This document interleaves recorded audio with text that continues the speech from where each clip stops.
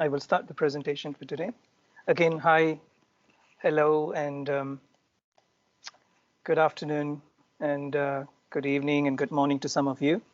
Um, Today, on this day, we will be coming up with a presentation. This is the third webinar that we've been successfully doing through Sakuriton. And on this day today, we will be presenting on the ADW for applications on the in and outdoor transformer protection, focusing on the reliable early fire detection system for transformer protection. Okay, without further ado, let me go on with the presentation for today. What's we covering for today? So the topics that we will be covering for today would be comprised of 5 main topics. So we start with the problem statement about the fire incidents, which what are the causes which leads to transformer fire incidents. And in order to understand, you need to understand the structure of the transformer itself. That's we look into the anatomy of the transformer, followed by strategy and what are the strategies needed in order to prevent such, and goes into the prevention method. Follow up by code and practices and fire standards available. We're looking into the transformer. What are the standards and code and installation guidelines have given us an aspect into this transformer protection. And the third topic will be challenges that we've with fire protection in such application, because we're looking into an indoor as well as an outdoor, which is quite an advanced challenges that we have to meet in order and solve in order to use protections for such places. And we will also be examined, I will show some examples of the outdoor indoor protections that we have done from Sakuriton, some of the projects which I have carried out. And this example will get you some clear pictures of how things shall be done and carried out for transformer protection. And we will close up with the Sakuriton ADW 535 product range and its components. Okay, let me introduce myself.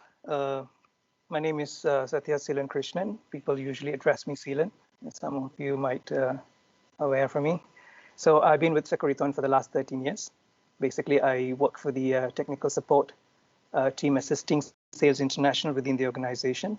And I'm sitting in the representative office, rep office, we call it, in Malaysia for the last 13 years. And I've been taking care of all the projects from my regions and also Southeast Asian countries in Asia, Australia, India, Middle East, and certain part of African countries. So these are the projects as well as supports that I've been giving for the last 13 years, and wide range of products installation from special fire detections to fire alarm systems are under my care within the organization. Without further ado, let's go into the presentation for today. Here, the first, as I mentioned, we were looking into the problem statement, which is the transformer failure, the anatomy of the transformer, as well as the strategy and prevention. Here, before we go into the details, let's look at the problem statements. The most failures from the transformer occurs. It can be a destruction in many ways. Most common one is, of course, the property itself is in disaster. And the cost is quite a huge amount to be repaid and to restore the new one. Mostly, and most of the time, when transformer catches fire, it is not repairable due to the explosion of the fire which you see in the transformer. And saving the remainder of the substation would be a question here. So because the fire will spread quite easy, fast as an explosion. So most cases, saving up the transformer will be near to the nil. So that's one of the major issues with the properties. Environment, obviously, as you see, which I'll explain later, you will see the anatomy. You will see the mineral oil which contains in the transformer. It's very much hazardous and it's very harmful. When it spills, it makes quite a disaster to environment as well as people, humans, and environment. So sorry, and the another issues we face is the downtime. As you see, if catches up fire, so normal cases you will have transformer, which is you have 3 or 4 transformer in a huge megawatt plant stations. But if it's one down, it's a major time to repair. And most of the cases, if it's a fire, according to some standards, like for example, CRF 40 Part 112, oil pollution prevention, and you should include a contingency plan, which is you commit on manpower, equipments, and materials required to control and then to remove the excessive mineral oil, which is harmful, which is discharged from the fire. So there's a huge time of downtime cost as well as cost involved in this. And lastly, the human, of course, human lives is in danger. Why it is in danger? Because if the fire, the thick smoke, which is hazardous, can be respiratory issues for those who are within the area or within the vicinities of the where the transformer is being placed. So these are the main issues or the problems that we see when we have a fire on transformer. So recently, I've gone through a magazine, and I found out from Global Market Insight magazines in 2010, and just given a full failure analysis on how the transformer actually leads to a fire incident. So basically, from their research, it shows 28% it's actually from the electrical disturbance, followed by others, which I can explain to you later in my presentation, what are the other components which is involved. And other things are lightnings, and smaller, which is represent 4 to 5% of the issues would be electrical connections, overloads, foreign objects, moisture, which is present, the line disturbance, as well as the stress and fatigue on the transformer. So these are the components which leads to a fire on transformer. Basically, it's very simple to understand. Transformer, it's a device which is transform a lot of heat. So when the heat presents, it leads to a fire. It's an easy fire, and it also leads to an explosion. So the fire happens in transformer. It's a high chances to include in as a prevention method. Here, in order to understand how the transformer works, we have to look into the structure of the transformer itself. So the transformer, as many of you guys know, it's a passive electrical device that transfers electrical energy from a circuit from electromagnetic inductance. So basically what transformer does is it has a step up or step down transformer, which is increases on voltage, so to lower down the voltage. So you will have huge step up transformers at the power stations. Most of the power stations, they can be hydraulic or whatever power stations around the world, which will have a step up transformer. So the working principle, the transformer will have a mutual inductance between the two cores windings, which you can see there. It's a rigid core windings involved. And these components will be heated up during the working condition. And this will allow the electrical energy to be transferred from between circuits. During this transfer, the heat is being produced. So this heat, because of harmonics and many other reasons, it can spike up, leads to fire, and eventually leads to an explosion. And there comes the fire. Okay, basically, there are three main types. There are many new generation transformers available, but the main three transformer which is widely available would be the self-cooled oil transformer, which is mostly have you seen. This is employed in a small scale transformers up to 3 megawatt or lesser than that, and it's designed to cool itself by the surrounding airflow. And followed by water cooled air-filled transformers. These transformers are electrical transformer employed a heat exchanger to facilitate the transformer to heat from oil to the cooling water. And last, the air cooled, which is the air blast. You can see, or if you have been somewhere, they have the huge fan blast, which helps to, the blower helps to cool down the circulation of air towards the winding of the core. So that's the most heated up areas on the transformer. So basically, from this, we understand that transformer is a mechanism which there's this huge amount of heat produced, and there's a high chances for heat being transferred to a fire if there is no strategy or prevention was not taken care towards the transformer. So how and how fast this transformer burning can happen? So we will look into a small video which will explain on how fast the fire can spread and leads to a huge flame and smoke. As you can see in the video,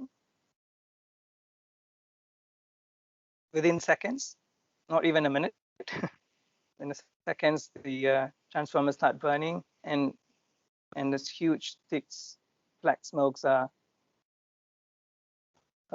produced, and it's by the wind, it will go around the vicinities of the area. So that video is already clearly explained on how dangerous can the fire incident leads to. Now, looking into this, we see the transformer failure. The common causes of the transformer include the incorrect or lack of maintenance on the transformer and the supporting equipments. As you see, the supporting bushings and all that will, if it's not taken care, was a routine maintenance but not carried out, it is prone for fire incidents. Aging of the equipment itself and wasn't maintained well for the time being a transformer, because transformer can go in a long way run. The transformer is overloaded due to the increased demand. So of course, the new housing area, there's no pre-plans on it. There's a demand and the supply demand issues where the transformer is working on a full capacity. When the full capacity happens, overload, which is excess of heat and lead to a temperature rise, and which could eventually bring triggering factors of fire. Okay. So that could be one of the issues. Electrical failure. So there's a various electrical failure which can happen, which is insulations degrading. Again, back to the maintenance, which is not carried out, and this is easily approached to the fire incident. Loose connections. Of course, there's one of the reasons as well. Excessive harmonics. This is interference from the electrical load itself. And the cooling issues, of course, which we see earlier. We have the two types of oil mineral as well as the air blast. So any of this was not working on a full capacity of it, and this will actually leads to electrical failure, and a sudden peak can happen anytime, which leads to a fire. So these are most of the common issues which leads to the transformer failure in transformer. This can be indoor as well as the outdoor as well. And obviously, when we look into the failures rate, and we must have a strategy plans in order to cater for such incident and what we should do in order to prevent such incident. So strategy plans, obviously, we have to minimize the risk of the transformer to occur again. So that in that case, we have to go protect the potential of fire victims, humans, the remainder of the substation. As you see in the video earlier, how fast it spread from one transformer. Imagine in places where you have 3-4 transformers together, and the spreading it's even faster than is expected. So the damages should be reduced if you have an early system which you can able to do so, and as well as maintaining the supply during the fire, so that possible to restore and supply it as possible as possible, because the minimum casualties, the faster the restoration time. So that's the idea behind this. Avoid pollutions and contamination in the environment. As I mentioned earlier, the oil mineral which has been spilled can be very hazardous to environment as well as to human. So this major issue. So that should be a prevention planning on all the earliest detection possible in order to this. So the last two is very much favor to us, or what are the solutions we're going to look into it. First is the earliest possible detection and prevention system implementation. So if normal, as you know, we will look into this later. The code and practices says what is the minimum requirements, say it in the codes, and how is this sufficient enough? That's a question we need to raise here.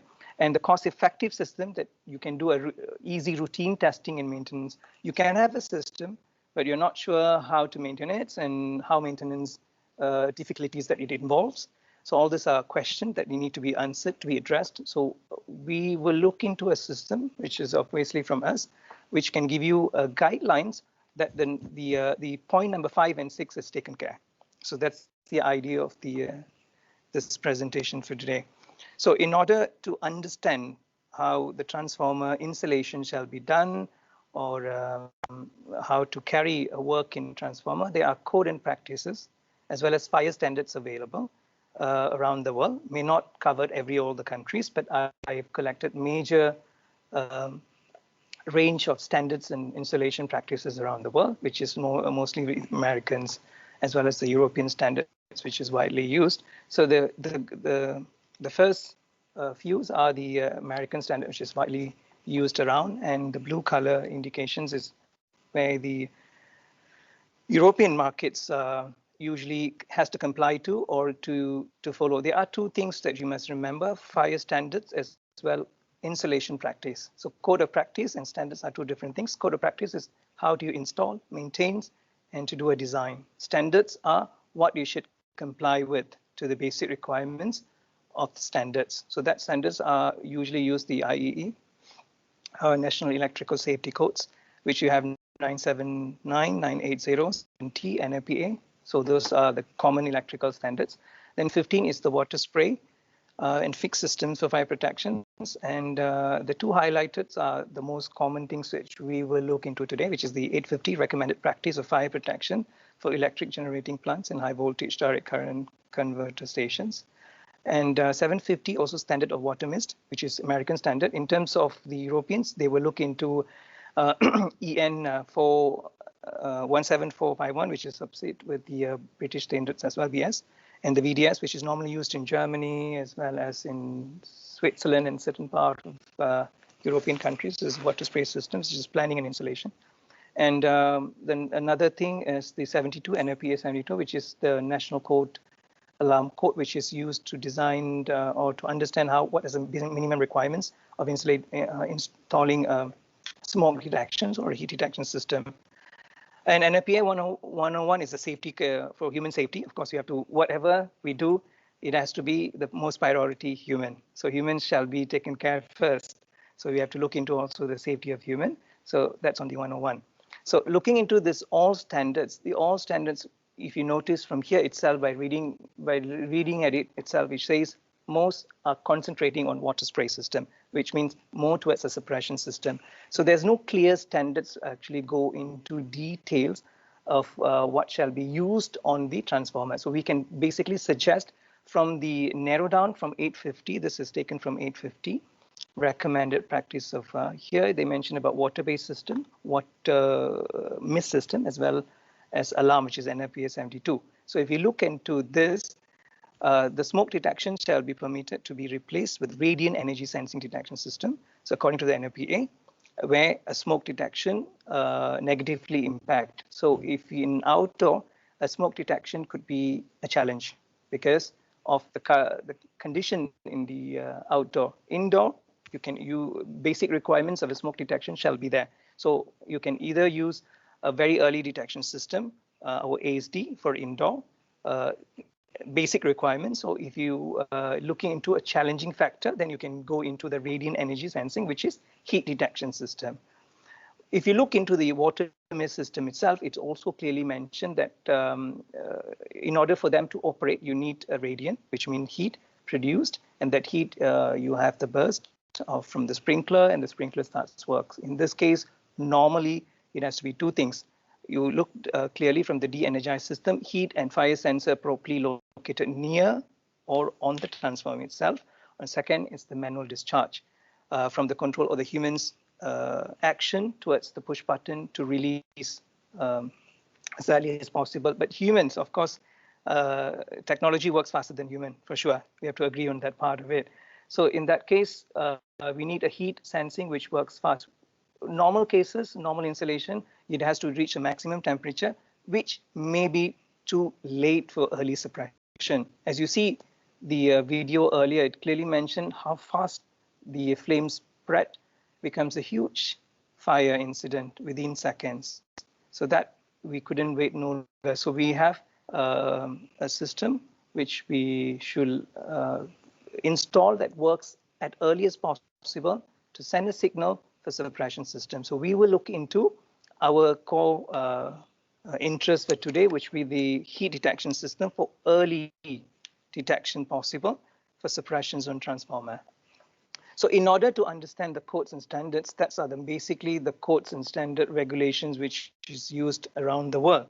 But bear in mind, you also need to understand what's the physical limits of the ADW 535, which is our heat sensing device, how it can be incorporated, and what's the system limits to work with the standards or the requirements, but that not all of it. You also have to look into the EN54-22 specification. Just to understand, some of you guys, if you are not aware of the EN54, is we are from Switzerland, or the products came from Switzerland, Germany. So we have to fulfill the basic requirements of European standards, which is EN54-22, for the early warning detection system for heat sensing. So, so that's the specification, which has to be followed strictly in most of the European countries. And that's on the European countries. And out of the European countries, for example, you can use NFPA standards or the system limits of the ADW itself. So that's on the other. But you must also remember that's the standard codes available around the world. But you also have to look into specific requirements needed in your specific countries. For example, in Malaysia, where we are, we need BOMBA certifications, and also to certify the product that it's reliable and it's under the codes and practices, and it has a full MS standard, which is called Malaysian standard. So that's the same works also for Germany. So we have the DE, which is VDE, the DEAN and VDS certifications, which is the needed for that specific requirement. So that I will not cover in this presentation, that you have to check locally. But some of the standards which I'm aware of since I'm traveling, that we know is these are standards. And since I've been in India quite some times, I've seen this IS Indian standards, which is clearly mentioned protections for transformer, for the petroleum tanks. There are specific requirements of the rate of rise and maximum temperature that shall be set. All these are the local requirements, which you have to look into it. So talking about standards, all these are a blend which works together in order to come up with a design and installation of our ADW into transformer. So now, understanding the standards, understanding the problems, and understanding the product limits, so we need to understand what is the product we're offering, and as well as the standards that it has to fulfill, or its limits as well. We have two products to cater for this application. First is the ADW 535-1 and ADW 535-2. So one sensor or two sensors available. So minimum length that you can able to use is 10 meter. And the maximum length that you can go according to EN54, so this is European market, 115 for copper or stainless steel if it's used. If you use a Teflon, it only goes up to 105. System limits of the ADW is actually you can go to 100 meters, which is also fulfilling the NFPA 72 standards. So you can do the maximum of 200 meters of the total length of insulation limits for using our ADW. So the sensing tube that you can use with our ADW will be copper, stainless steel, and Teflon with the size mentioned here, in and outer diameter, which is 5 and 4. And you can also able to do T branching. So each ADW you could able to have a branching. So flexibility in terms of installations is also possible with our ADW.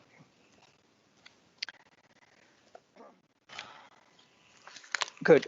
Before I proceed, if there is any questions, would you like to raise? You can actually raise now before I go to the second section. Hi, Seelan. There's a question whether outside higher temperature or certain raise of temperature due to wind will trigger any false alarm. Okay. Good. Thanks for the question. So no, the direct answer to your question, we will not have a problems. Yes, we will be installing the ADW on the outdoor. That's the idea of today, which is outdoor protection.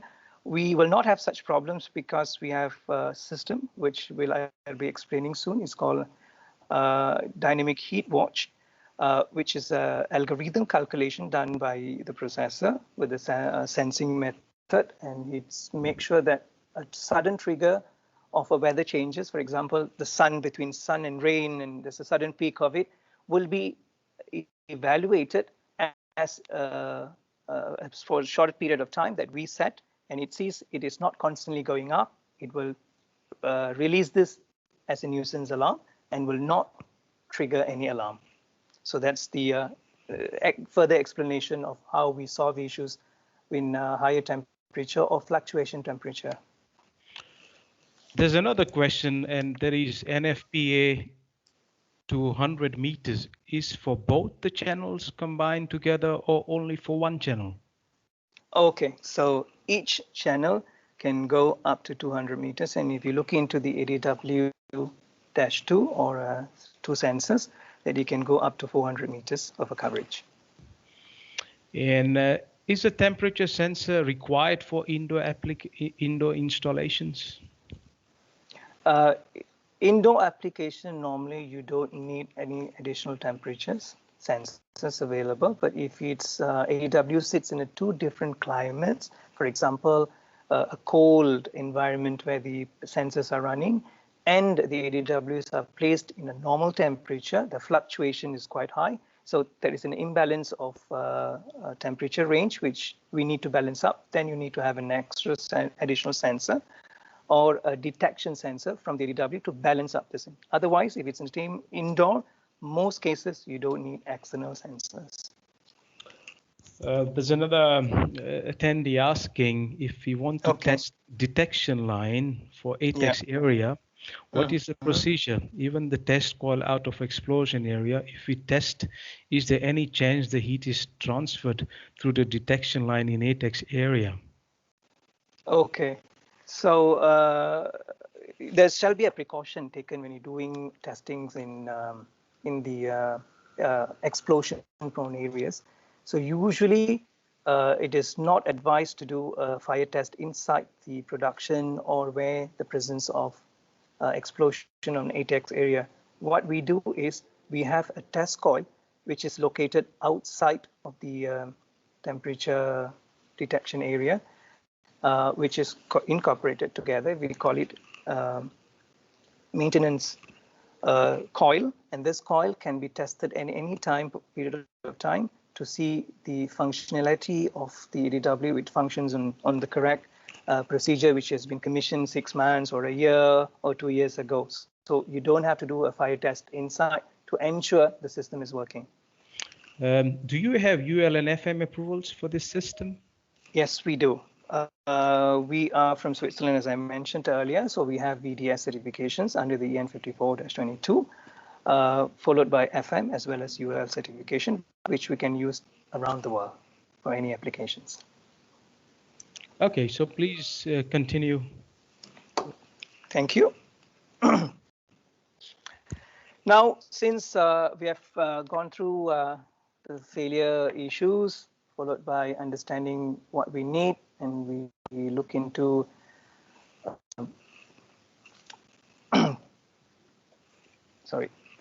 we look into standards and codes. Now let's see what are the challenges that we have in order to install ADW. So what are the challenges that we face? Let's start with the outdoor application as well as in indoors. See, the outdoor, mostly we have this climate changes. There are countries like Switzerland, for example, or the northern hemisphere of the world. We have countries which is 4 seasons. I may not feel this in Malaysia, but some other countries you have 4 seasons. Things were changed drastically from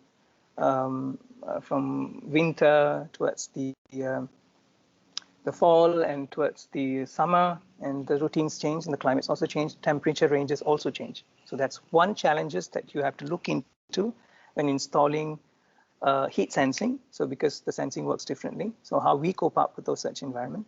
Second, we have issues when it's outdoor, lightning. We can't stop the nature. So we'll have unpredictable rain, and this will have issues. As you know, sensing, which I mentioned, we have 3 to 4 types of sensing which can be used, which is copper, stainless steel, as well as hard plastic tube. So we have these challenges as well. And of course, the animal. So that's we call animal vandalism. We can't stop animal to vandalize systems. So they will love to do so. So as you can see in the picture, so this vandalism, how do we prevent this? Or is it preventable from our system? And we also have issues with the real fire. And if the real fire happens, can I reuse the product? Or what other components can be reused? And what other things to be changed? And finally, sabotage. Some humans are not being safe. So sabotage is always there. So if there is someone steals or breaks, or actually there's a leakage in the system, how this will be rectified? So these are the challenges which we see in indoor and outdoor application. To solve these issues, we have solutions already. So as you can see, our temperature range that the ADW works is quite a big range.